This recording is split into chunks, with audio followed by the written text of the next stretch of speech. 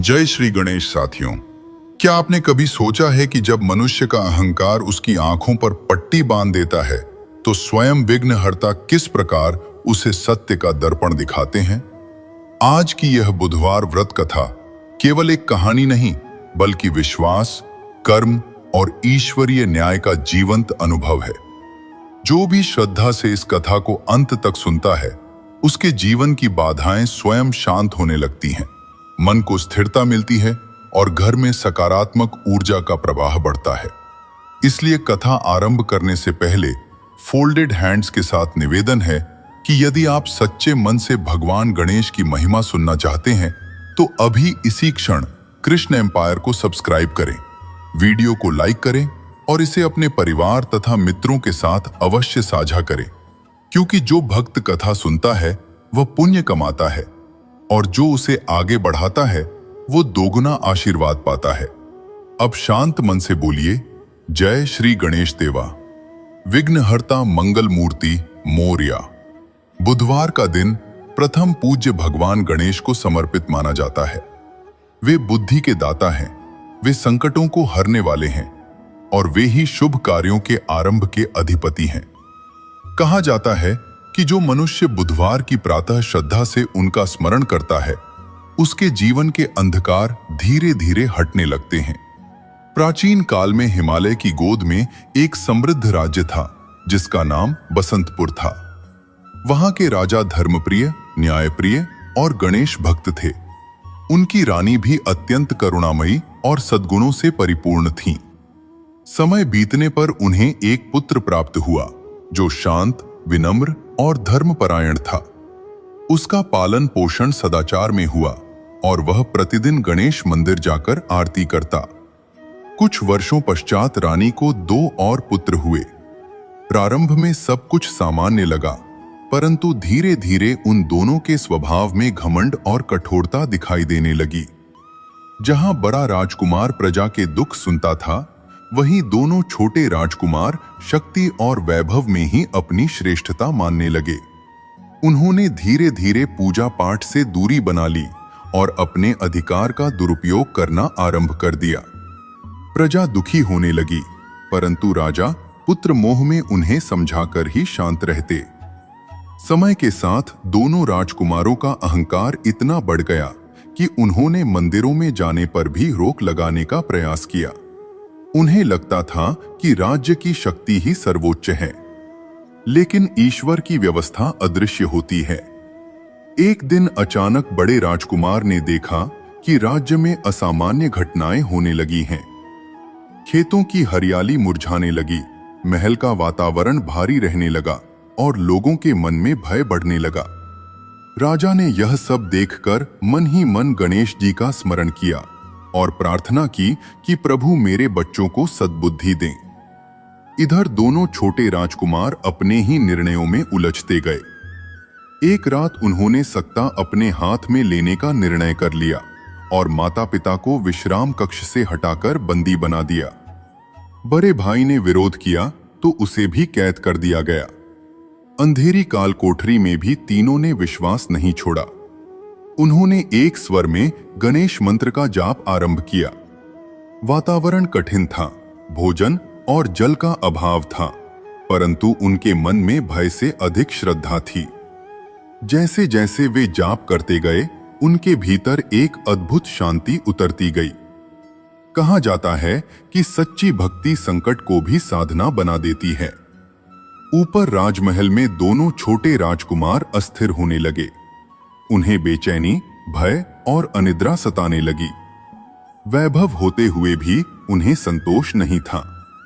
तभी उन्हें एहसास होने लगा कि शक्ति बिना सद्बुद्धि के विनाश का कारण बनती है, लेकिन अहंकार अभी भी शेष था। कथा यहीं से एक नए मोड़ की ओर बढ़ती है, जहां ईश्वरीय न्याय अपना रूप दिखाता है। कालकोठरी में बैठे राजा, रानी और बड़े राजकुमार का मंत्रोच्चार जैसे जैसे गूंजता गया, वैसे वैसे वह केवल दीवारों से टकराकर लौटने वाली ध्वनि नहीं रही, बल्कि पूरे बसंतपुर की आत्मा में उतरने लगी। अंधेरी कोठरी में बंद तीनों के पास न भोजन था न जल, परंतु उनके भीतर अटूट विश्वास की ज्योति जल रही थी। ओम गंग गणपते नमः का प्रत्येक उच्चारण मानो अदृश्य लोकों तक पहुंच रहा था। उसी समय महल के ऊपरी कक्षों में बेचैनी बढ़ती जा रही थी। दोनों छोटे राजकुमार, जिनके पास वैभव और सत्ता थी, भीतर से अस्थिर होने लगे। रातों की नींद उड़ चुकी थी, मन में अज्ञात भय घर कर चुका था। उन्हें समझ नहीं आ रहा था कि सब कुछ होते हुए भी शांति क्यों नहीं है। दरबारियों के बीच कानाफूसी शुरू हो गई। जब से मंदिरों के द्वार बंद हुए हैं, तब से राज्य की उन्नति भी रुक गई है। खेतों की फसलें मंद पड़ने लगी, व्यापार में सुस्ती आ गई और लोगों के चेहरों से उत्साह। वे रोते हुए चरणों में गिर पड़े। उनके शब्द कांप रहे थे, हमें क्षमा कर दीजिए, हमने अज्ञान में भूल की। राजा जयचंद ने उन्हें उठाकर गले लगाया। उन्होंने कहा, पुत्रों, भूल करना मनुष्य का स्वभाव है, पर उसे स्वीकार कर बदल जाना ही सच्चा प्रायश्चित है। ये वाक्य केवल 2 पुत्रों के लिए नहीं, पूरे राज्य के लिए संदेश बन गया। उसी दिन मंदिरों के द्वार फिर खुले, दीप प्रज्वलित हुए, शंख ध्वनि गूंजी। प्रजा के चेहरों पर मुस्कान लौट आई, व्यापार में रौनक बढ़ी, खेतों में हरियाली आई और बसंतपुर फिर से अपने नाम के अनुरूप खिल उठा। दोनों छोटे राजकुमारों ने सबके सामने प्रतिज्ञा की कि वे शक्ति का उपयोग अब केवल संरक्षण के लिए करेंगे, दमन के लिए नहीं। न्याय के लिए करेंगे, अन्याय के लिए नहीं। बुधवार के दिन पूरे राज्य में गणेश महिमा का उत्सव मनाया गया। हर घर में दीप जले, हर हृदय में विश्वास जागा। ये प्रसंग हमें स्मरण कराता है कि अहंकार चाहे कितना भी प्रबल क्यों न हो, श्रद्धा और क्षमा उससे कहीं अधिक शक्तिशाली होती है। जब मनुष्य सच्चे हृदय से अपनी भूल स्वीकार करता है, तब ईश्वर का आशीर्वाद उसे नई दिशा देता है। और जो बुधवार के दिन गणेश जी का स्मरण श्रद्धा से करता है, उसके जीवन में भी ऐसा ही परिवर्तन संभव है। प्रिय श्रोतागण, जहां से कथा ने आपको शांति का अनुभव कराया था, वहीं से अब इसकी गहराई और भी बढ़ने वाली है, क्योंकि ईश्वरीय लीला केवल दंड और क्षमा तक सीमित नहीं होती, वह आत्मा के पूर्ण जागरण तक चलती है। बसंतपुर में परिवर्तन तो प्रारंभ हो चुका था। मंदिरों के द्वार पुनः खुल गए थे, प्रजा के मुख पर आशा लौट आई थी और दोनों छोटे राजकुमार पश्चाताप में डूबे हुए थे। किंतु मनुष्य के भीतर जो संस्कार वर्षों में बनते हैं, उनका शुद्ध होना एक क्षण का कार्य नहीं होता। बुधवार का पावन दिन निकट आ रहा था और पूरे राज्य में पहली बार सामूहिक गणेश व्रत का आयोजन होने वाला था। राजा जयचंद ने घोषणा की कि इस बार केवल राज परिवार ही नहीं, बल्कि संपूर्ण बसंतपुर एक साथ व्रत रखेगा। प्रातः स्नान कर गणेश मंदिर में दीप प्रज्वलित करेगा और सायंकाल कथा श्रवण करेगा। यह सुनकर बड़े राजकुमार श्यामकेतु के मन में अपार आनंद हुआ, परंतु उनके भीतर एक सूक्ष्म चिंता भी थी। क्या उनके दोनों भाई सच्चे हृदय से परिवर्तित हुए हैं या केवल परिस्थितियों के कारण झुके हैं? इधर विचित्रवीर और दुर्मुख बाहरी रूप से शांत थे, पर भीतर अभी भी एक संघर्ष चल रहा था। पश्चाताप था, परंतु अहंकार की हल्की छाया अब भी पूरी तरह समाप्त नहीं हुई थी। बुधवार की प्रभात बेला आई। मंदिर में शंख ध्वनि गूंजी। पूरा राज्य ओम गंग गणपतये नमः के जप से गुंजायमान हो उठा। जब दोनों छोटे राजकुमार भी नंगे पांव मंदिर की सीढ़ियां चढ़ रहे थे, तभी अचानक आकाश में बादल घिर आए। तेज हवा चलने लगी, दीपक टिमटिमाने लगे। प्रजा के मन में हल्का भय जागा। क्या यह फिर किसी अशुभ संकेत का प्रारंभ है? तभी मंदिर के गर्भगृह से एक वृद्ध संत बाहर आए, जिनका तेज असाधारण था। उन्होंने शांत स्वर में कहा, भय मत करो, यह परीक्षा है। संकेत है कि भक्ति केवल शब्दों से नहीं, समर्पण से सिद्ध होती है। उनके शब्द सीधे दोनों छोटे राजकुमारों के हृदय में उतर गए। संत ने उन्हें आगे बुलाया और कहा, यदि तुम्हारा पश्चाताप सत्य है, तो आज तुम दोनों स्वयं अपने हाथों से मंदिर के प्रांगण को स्वच्छ करोगे और प्रजा के चरण ढोकर उनसे क्षमा मांगोगे। यह सुनते ही दरबार में सन्नाटा छा गया। यह कार्य उनके लिए कठिन था, क्योंकि कभी वही प्रजा उनके भय से कांपती थी। कुछ क्षणों के मौन के बाद विचित्रवीर ने झुककर कहा, यदि यही हमारे भीतर के अंधकार को दूर करेगा तो हम यह अवश्य करेंगे। दुर्मुख ने भी सिर झुका दिया। दोनों ने अपने राजसी आभूषण उतार दिए और साधारण वस्त्र धारण किए। वे प्रांगण की सफाई करने लगे। उनके हाथों में झाड़ू थी, माथे पर पसीना और आंखों में पहली बार विनम्रता। प्रजा यह दृश्य देखकर स्तब्ध थी। धीरे धीरे लोगों के मन का भय पिघलने लगा। जब उन्होंने वृद्धों के चरण धोए और फोल्डेड हैंड से क्षमा मांगी तो वातावरण में करुणा और अपनापन भर गया।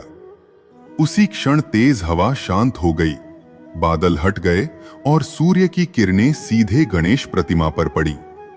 ऐसा प्रतीत हुआ मानो स्वयं विघ्नहर्ता मुस्कुरा रहे हों।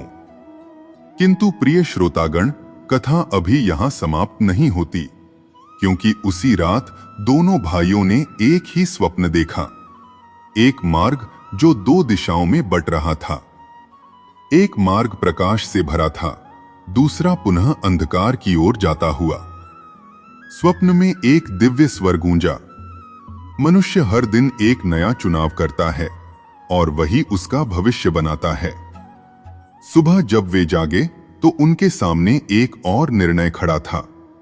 प्रिय श्रोतागण, वह स्वप्न केवल एक दृश्य नहीं था, वह आत्मा की चेतावनी था।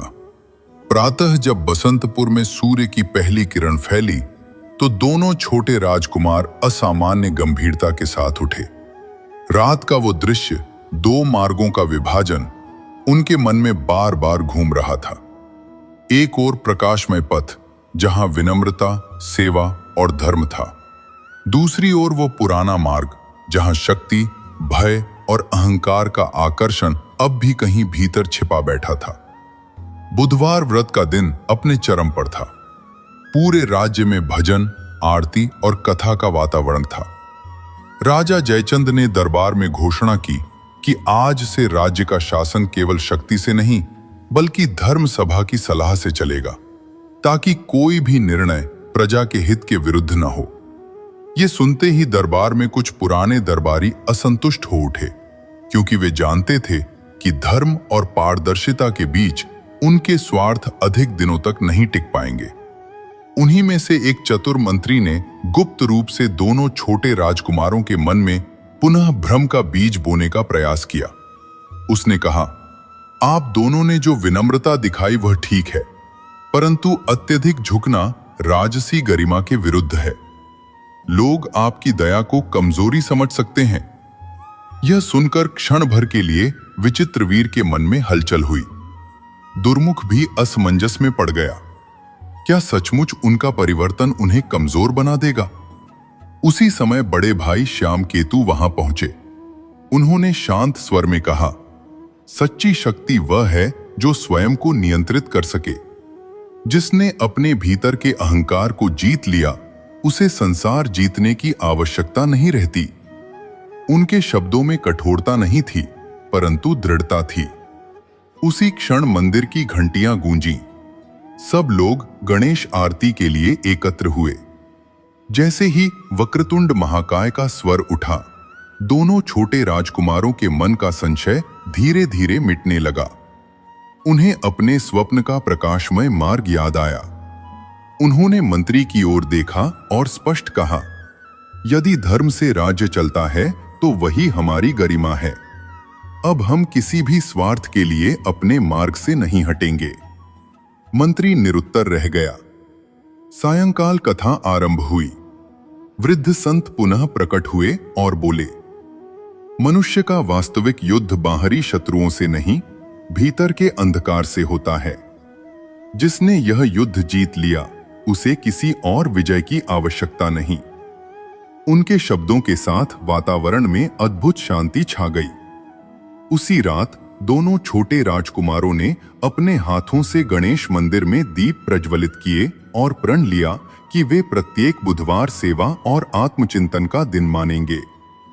धीरे धीरे बसंतपुर में स्थिरता लौट आई। व्यापार बढ़ा, खेतों में हरियाली आई और परिवारों में प्रेम का विस्तार हुआ। परंतु कथा अभी भी अपने अंतिम शिखर तक नहीं पहुंची है, क्योंकि ईश्वर की कृपा का पूर्ण प्रसाद तब मिलता है जब मनुष्य परीक्षा में स्थिर रहता है। अगले प्रसंग में एक ऐसी घटना घटेगी जो पूरे राज्य की आस्था को और भी दृढ़ करेगी। कथा जारी है। प्रिय श्रोतागण, जब मनुष्य यह समझने लगता है कि अब सब कुछ स्थिर हो गया है, तभी जीवन उसकी दृढ़ता को परखता है। बसंतपुर में शांति लौट चुकी थी, मंदिरों में आरती नियमित होने लगी थी और दोनों छोटे राजकुमार सेवा तथा विनम्रता का अभ्यास कर रहे थे। परंतु ईश्वरीय लीला अभी अपनी अंतिम गहराई तक पहुंची नहीं थी। एक रात अचानक राज्य की सीमाओं से समाचार आया कि पड़ोसी राज्य की सेना सीमा पर डेरा डाले हुए है। कारण स्पष्ट नहीं था, परंतु भय का वातावरण फिर से फैलने लगा। दरबार में सलाह हुई। कुछ योद्धा बोले कि तुरंत युद्ध की तैयारी की जाए। कुछ ने कहा पहले दूत भेजा जाए। दोनों छोटे राजकुमारों के सामने अब वास्तविक परीक्षा थी। क्या वे फिर शक्ति और आक्रामकता का मार्ग चुनेंगे या धैर्य और बुद्धि का? विचित्रवीर ने गहरी सांस ली और कहा, पहले संवाद होगा, क्योंकि बिना कारण रक्तपात धर्म नहीं। दुर्मुख ने सहमति में सिर हिलाया। बड़े भाई श्यामकेतु ने मुस्कुराकर कहा, आज तुमने सही अर्थों में गणेश जी की बुद्धि को अपनाया है। अगले दिन दूत भेजा गया। पता चला कि पड़ोसी राज्य में अकाल पड़ा है और वहां के शासक ने सहायता की आशा में सेना भेजी थी, परंतु गलतफहमी से तनाव उत्पन्न हो गया। यह सुनते ही बसंतपुर के दरबार में मौन छा गया। राजा जयचंद ने कहा, जहां सहायता से संकट टल सकता हो, वहां युद्ध करना मूर्खता है। दोनों छोटे राजकुमार स्वयं अन्न और औषधि लेकर सीमा पर गए। उन्होंने पड़ोसी सैनिकों का सम्मान किया और सहायता का प्रस्ताव रखा। यह दृश्य देखकर वहां के शासक की आंखें नम हो गईं।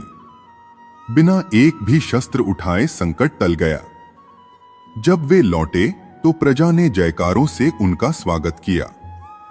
उस प्रिय श्रोतागण, अब कथा अपने उस बिंदु पर पहुंच रही है जहां बाहरी घटनाएं भीतर के सत्य का रूप ले लेती हैं। बसंतपुर में सब कुछ स्थिर था, प्रजा संतुष्ट, सीमाएं सुरक्षित, राजकुमार विनम्र और राजा प्रसन्न। परंतु एक रात राजा जयचंद ने एक अद्भुत स्वप्न देखा। उन्होंने देखा कि गणेश मंदिर की मूर्ति से प्रकाश निकल रहा है और वो प्रकाश पूरे राज्य को आच्छादित कर रहा है। फिर धीरे धीरे वो प्रकाश प्रत्येक घर, प्रत्येक हृदय में प्रवेश कर रहा है। उसी प्रकाश में एक स्वर गूंजा, राजन, राज्य की रक्षा दीवारों से नहीं, संस्कारों से होती है। सुबह होते ही राजा ने सभा बुलाई और कहा कि अब समय है राज्य में गुरुकुल, अन्न क्षेत्र और धर्मशालाओं की स्थापना का, ताकि आने वाली पीढ़ियां केवल शक्ति नहीं, सद्बुद्धि भी सीखें। दोनों छोटे राजकुमारों ने इस प्रस्ताव का समर्थन किया। उन्होंने स्वयं श्रमदान किया, पत्थर उठाए, वृक्ष लगाए और प्रजा के साथ मिलकर निर्माण कार्य किया। यह वही राजकुमार थे जिनके लिए कभी वैभव ही सब कुछ था, पर अब सेवा ही उनका आभूषण बन चुकी थी। कुछ ही महीनों में बसंतपुर ज्ञान, करुणा और सहयोग का केंद्र बन गया। दूर दूर से लोग यहां शिक्षा लेने आने लगे। बुधवार का दिन विशेष उत्सव का दिन बन गया, जब संपूर्ण राज्य उपवास रखकर सायंकाल सामूहिक कथा सुनता और आत्मचिंतन करता। एक दिन वही वृद्ध संत पुनः प्रकट हुए। उन्होंने मुस्कुराकर कहा, अब मेरी आवश्यकता नहीं, क्योंकि तुम सबने अपने भीतर के गुरु को जगा लिया है। यह कहकर वे भीड़ में विलीन हो गए। तभी सभी ने अनुभव किया कि असली चमत्कार बाहर नहीं, भीतर घटित हुआ है। विचित्रवीर और दुर्मुख ने सार्वजनिक रूप से स्वीकार किया कि उनका सबसे बड़ा शत्रु कोई और नहीं, उनका अपना अहंकार था। उन्होंने प्रण लिया कि वे जीवन भर सेवा और विनम्रता का मार्ग नहीं छोड़ेंगे। बड़े भाई श्यामकेतु ने कहा, जब मनुष्य अपने भीतर के विघ्न को पहचान लेता है, तभी गणेश तत्व जागृत होता है। उसी क्षण मंदिर की घंटियां अपने आप बज उठीं और वातावरण में ऐसी शांति छा गई जिसे शब्दों में बांधना कठिन था। बसंतपुर की यह कथा यहीं स्थिर नहीं होती, क्योंकि यह केवल एक राज्य की नहीं, हर उस मनुष्य की कथा है जो अहंकार से विनम्रता, भ्रम से विश्वास और भय से प्रकाश की ओर यात्रा करता है। बुधवार का व्रत हमें यही सिखाता है कि हर सप्ताह हम अपने भीतर झांकें, अपनी भूल स्वीकारें और सद्बुद्धि की प्रार्थना करें। जो ऐसा करता है, उसके जीवन के विघ्न धीरे धीरे शांत हो जाते हैं और मार्ग स्पष्ट होता जाता है। प्रिय श्रोतागण, कथा आगे भी आपके हृदय में चलती रहेगी, क्योंकि इसका वास्तविक अंत तब होता है जब हम स्वयं अपने जीवन में इस संदेश को उतार लेते हैं।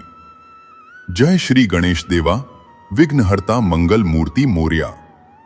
प्रिय श्रोतागण, जहां हमने पिछली कड़ी में देखा कि बसंतपुर में बाहरी शांति स्थापित हो चुकी थी, वहीं अब कथा एक और सूक्ष्म मोड़ लेती है, क्योंकि जब जीवन स्थिर होता है तब आत्मा गहराई से प्रश्न पूछती है। बुधवार की पावन संध्या थी। गणेश मंदिर दीपों से आलोकित था। पूरा राज्य सामूहिक जप में लीन था। उसी समय बड़े राजकुमार श्यामकेतु ने अनुभव किया कि केवल व्यवस्था सुधार देना पर्याप्त नहीं, लोगों के हृदय में स्थायी सद्बुद्धि जगाना आवश्यक है। उन्होंने सभा में प्रस्ताव रखा कि प्रत्येक बुधवार को विवेक सभा आयोजित की जाए, जहां प्रजा अपनी समस्याएं रखे और समाधान केवल न्याय से नहीं बल्कि करुणा से खोजा जाए। राजा जयचंद ने प्रसन्न होकर इसे स्वीकार किया।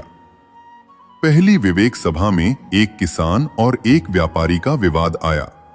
पहले ऐसे मामलों में दंड दिया जाता था, परंतु इस बार श्यामकेतु ने दोनों को साथ बैठाकर पूछा, तुम दोनों का वास्तविक भय क्या है? बातचीत के दौरान स्पष्ट हुआ कि विवाद लालच से नहीं, असुरक्षा से उत्पन्न हुआ था। जब समाधान सहमति से निकला तो लोगों ने अनुभव किया कि न्याय का सबसे श्रेष्ठ रूप वह है जिसमें किसी को पराजित न होना पड़े। यह परिवर्तन पूरे राज्य में नई सोच का आधार बना। इधर विचित्रवीर और दुर्मुख भी निरंतर आत्मचिंतन कर रहे थे। एक रात उन्होंने स्वीकार किया कि उनके भीतर कभी-कभी पुरानी आदतों की छाया लौटने का प्रयास करती है। वे सीधे मंदिर गए और गणेश प्रतिमा के सामने बैठकर बोले, हे विघ्नहर्ता, हमें बाहरी शत्रुओं से नहीं, अपने भीतर के भ्रम से बचाइए। उसी क्षण उन्हें अनुभव हुआ कि सच्ची प्रार्थना वह है जो स्वयं को बदलने का साहस दे। कुछ समय बाद बसंतपुर में एक और चुनौती आई। अचानक वर्षा कम होने लगी, खेत सूखने लगे, प्रजा चिंतित हुई। इस बार किसी ने भय नहीं फैलाया। सबने मिलकर जल संरक्षण के उपाय किए, तालाब गहरे किए, वृक्ष लगाए और सामूहिक प्रार्थना की। यह केवल धार्मिक अनुष्ठान नहीं था, बल्कि ऐसी ही चमत्कारी व्रत कथाएं और सनातन धर्म की दिव्य प्रेरणाएं सुनने के लिए हमारे चैनल कृष्ण एम्पायर को अभी सब्सक्राइब करें, वीडियो को लाइक करें और कमेंट में जय बजरंगबली अवश्य लिखें, ताकि मंगल कृपा आप पर बनी रहे। इस कथा को अपने परिवार के साथ अवश्य शेयर करें।